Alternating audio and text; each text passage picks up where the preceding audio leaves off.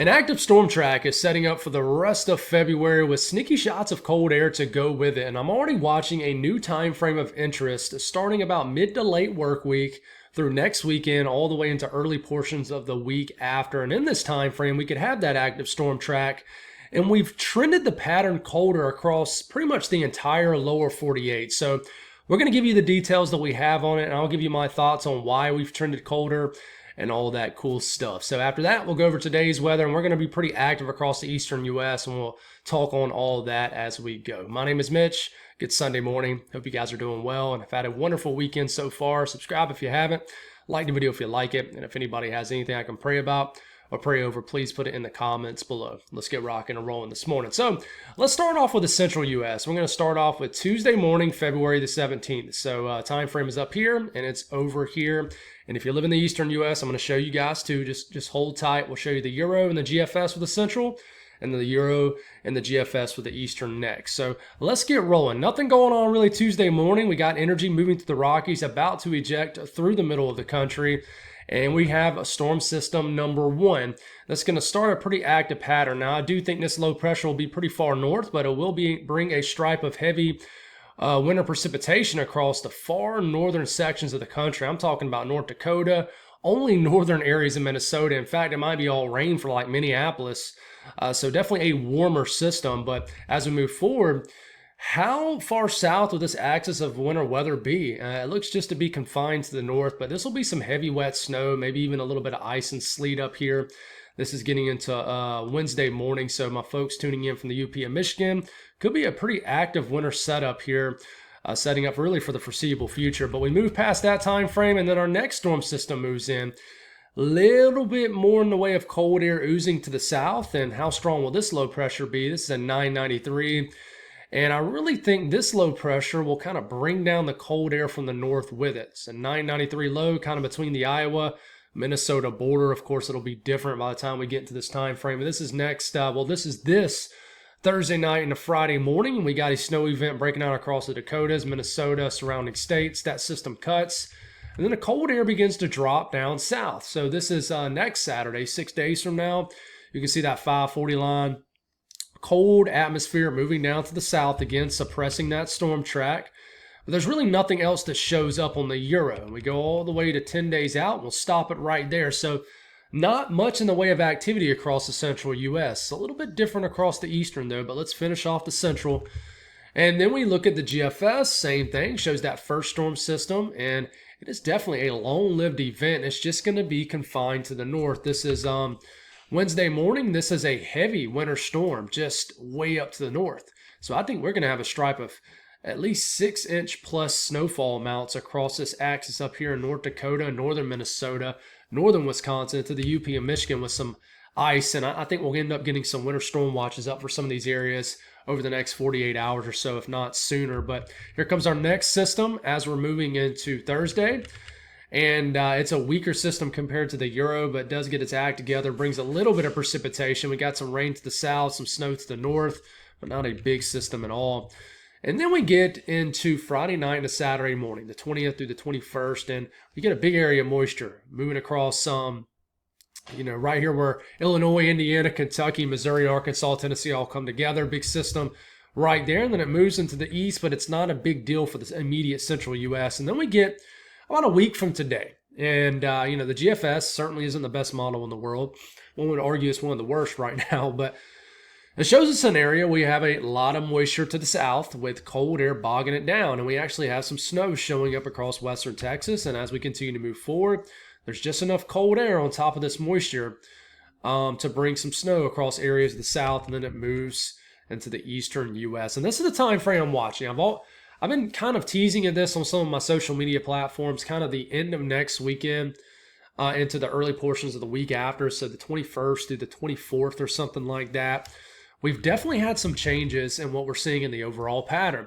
Now, if we look at the eastern U.S., here's storm system number 1. We're connecting it to the eastern, excuse me, still feeling a little under the weather, guys. In fact, I got really sick yesterday afternoon and pretty much coached some soccer games and then laid in the bed all afternoon, evening, waking up feeling a little bit better. But thank you for the prayers for health here. But we're muscling our way through this. Let's not get off track. But Wednesday, We got a warm system. In fact, it's just rain in Detroit. I mean, it's almost rain all the way up into the UP, but this is all winter weather. And this system kind of goes from northwest to southeast across the northeast. We have a better situation of cold air. We could get some snow across the northeast. You know, it has a stripe of moderate snow Thursday morning across Boston. And then here comes another system, and this is another warm one. Cuts the low pressure on the Euro right through the Great Lakes region. This is just rain across the eastern U.S., a little bit of ice across PA. And it does run to some cold air across the northeast Friday into Saturday. And here comes another storm system. So remember I said it's going to be an active pattern. Doesn't necessarily mean it's going to be winter weather or severe weather, just an active pattern of a lot of energy. And then this is a fast moving flow here. Brings a lot of mostly rain across the eastern U.S., hits a little bit of cold air in New England. And then we get to the time frame of interest. The Euro does not show anything crazy. We get to the 22nd, about a week from today, shows a big rainstorm across the northeast with some cold air trying to catch up to it. But it's mostly rain here with a little bit of northwest flow snow behind it.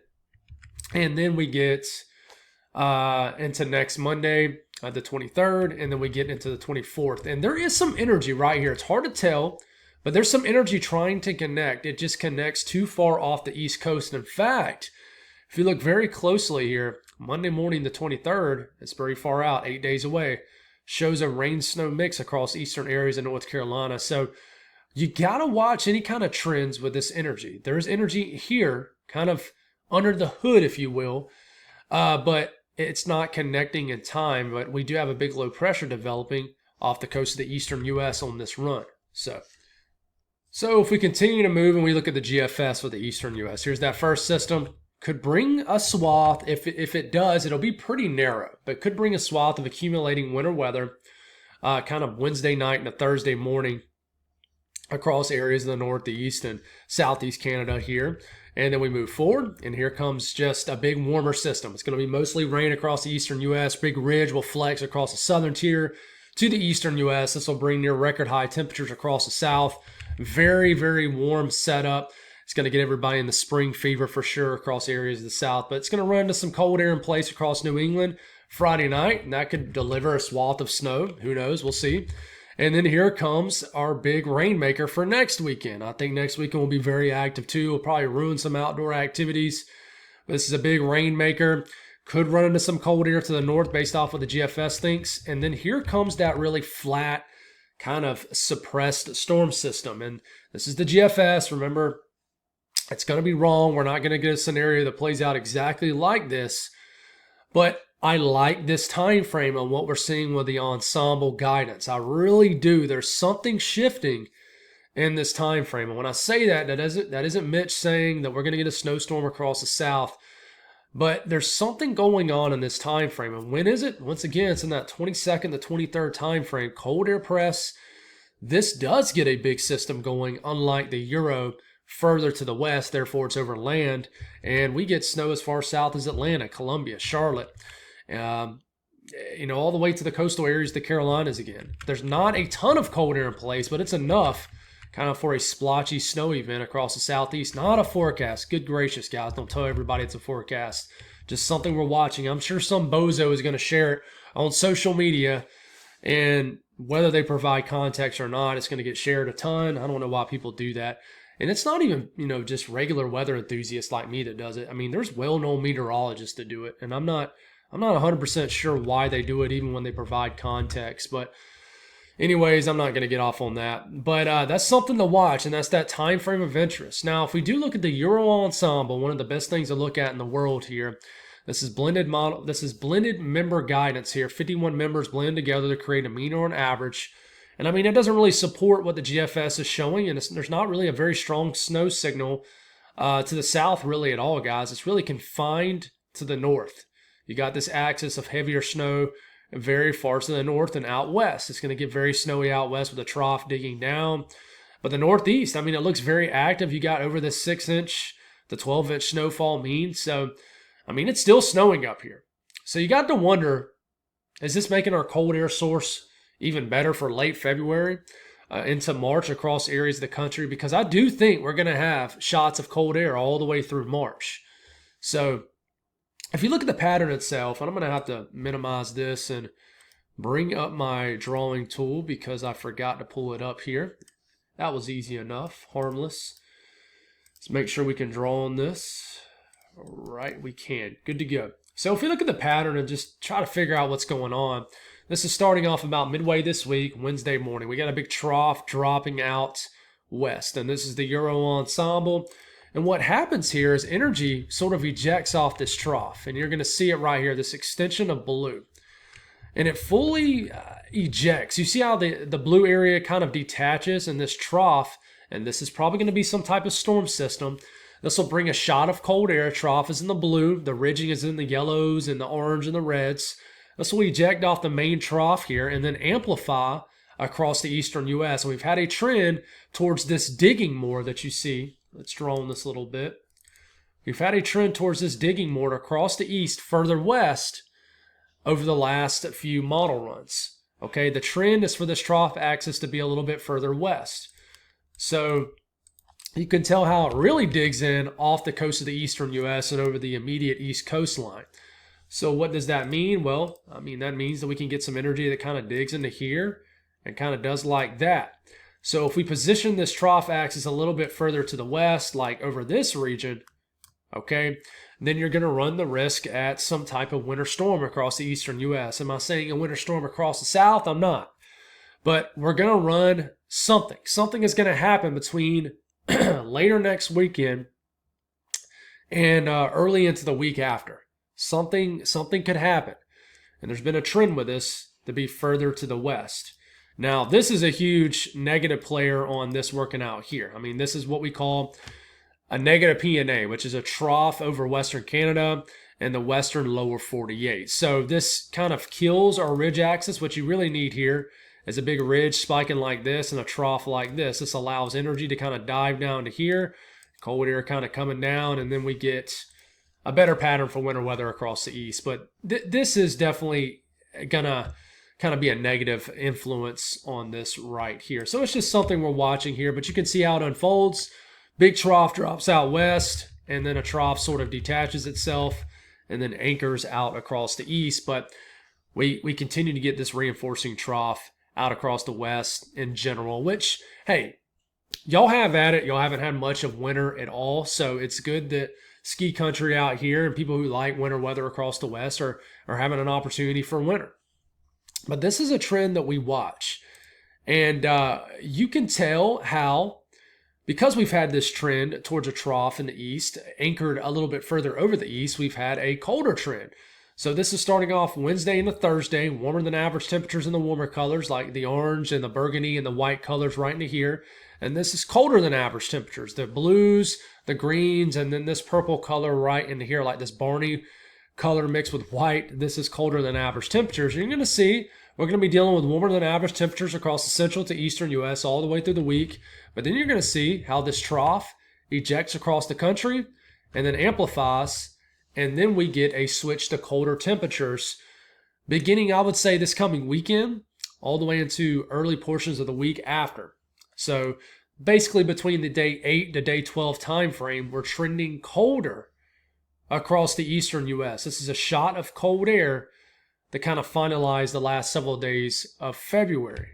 Now, if you go back and you look at several model runs before this, it really wasn't showing this. So this is kind of a new signal on the block, if you will. But this is a shot of cold air. It's very fleeting. It moves in and it moves out, and then it's replaced with warmer than average temperatures as we round off the last couple of days of February. But this is definitely a trend. I mean, check this out. And the thing that we watch here is because we have such a stout cold air source up here because of this continuation of this trough over the west, we continue to have a lot of cold air. In fact, let's look at a larger view of this. This is a lot of cold air up in Western Canada. This same thing happened late in December and early January, several weeks back. We had a lot of cold air getting bottled up into Western Canada and Central Canada. And then we had hard to predict shots of cold air. It doesn't take much of an atmospheric switch up to unleash this cold air. So that's why we can have these sudden trends in the medium to kind of short range, long range time frames, if that makes sense. And we have. And now we're getting this shot of cold air that kind of unleashes across the central to eastern U.S., and we have an active storm track that we keep talking about. And does this shot of cold air right here kind of link up with some moisture and do something crazy like maybe what the GFS is showing? And then you got the Euro AI model run, which is showing a winter storm across the eastern U.S. too. So what I think is going to happen is you're going to have some adjustments in this temperature outlook here. You know, between the 20th to the 24th, the next one that issues today will be between the 21st and the 25th. You're probably going to introduce some near normal to below average temperatures across some of these areas in the east. So we'll probably have a chop off in these, orange and reds that you see on the map. So, well, today's weather.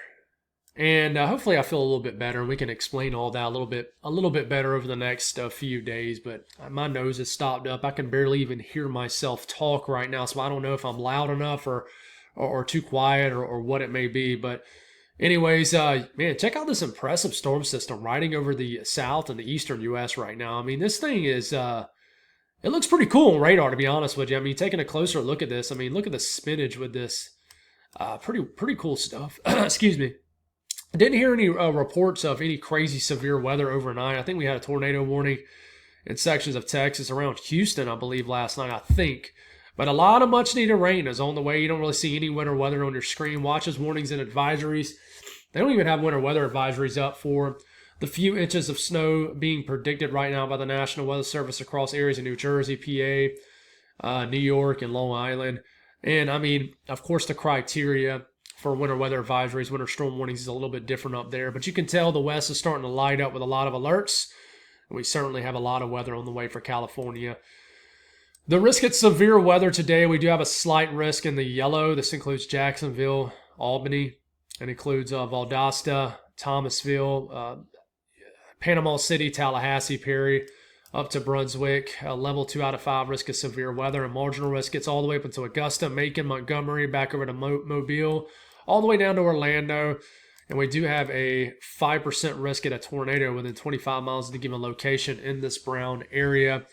And then the risk at damaging winds is at a 15% risk. And the risk at hail is just at a 5% risk at 1 inch in diameter or larger.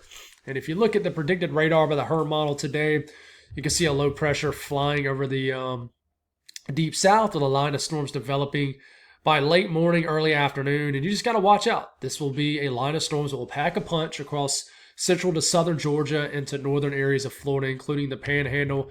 And this will make its way across northern Florida. This is around 5, 6 o'clock. And just a lot of heavy rain up here in the Carolinas and Virginia. And we could have some cold core storms kind of moving out of Alabama into Georgia. I wouldn't be surprised if these produce a little bit of small hail in central Georgia today, later on this afternoon, this evening, with some colder air aloft moving in. But then the entire system heads on off out to sea. Rainfall between now and the next 72 hours. Anywhere from a half an inch to an inch of rain is possible. Much needed rain, and we do take a closer look here at the mid-Atlantic and the upper southeast. An inch to an inch and a half of rain. This is much needed. Some areas are in a severe drought in these regions. Now we look at the northeast. This is where things could get tricky today. This system's flying to the south for the most part. And then it tries to encounter some cold air, a little bit of an enhancement from the northern stream. And we could get a period of light to moderate snow today, well, later on tonight, I would say, across these areas you see in blue. You know, eastern PA, northern half of New Jersey, Long Island, New York City. Could have just some snow showers up here in New York State, getting into southern New England. And this could just deliver a period of moderate snow. And, I mean, we could get a few inches of wet snow across these areas. This has a shot to overachieve, but honestly, I think the National Weather Service has a great handle on this. Just a couple inches of wet snow is possible from Wilmington, Philadelphia up to Long Branch, New York City, Long Island. Could certainly get a couple inches of wet snow. It'll be a wet snow too. South Central U.S., the system's moving on out. Nothing else to really speak on. It'll dry out today. Nice day. North Central U.S., nothing to speak on. It will get much more active later this week in this neck of the woods. But today, quiet. And out west, we do have a system that's going to whiplash the California coastline with a lot of rain and higher elevation snow. And it'll get much more active as we get into tomorrow across the western states, as we have a lot of moisture moving in. It's finally going to get active out west after a very quiet winter so far. The eastern U.S., for the most part, it's above average as far as temperatures. And then this is the western U.S., and it'll cool down out here. Trust me. This is one of the last few warm days we have left. So, hey, that's all I got. Sorry for the messiness of the video. Just not feeling that great. It has been a nasty head cold, and my nose is so stopped. I'm sure you can hear a difference in my voice if you're somebody who tunes in regularly. But let me go on and jump off here before I make my nose even more mad. But God bless all of y'all. Have a wonderful day, and we'll do it again tomorrow morning.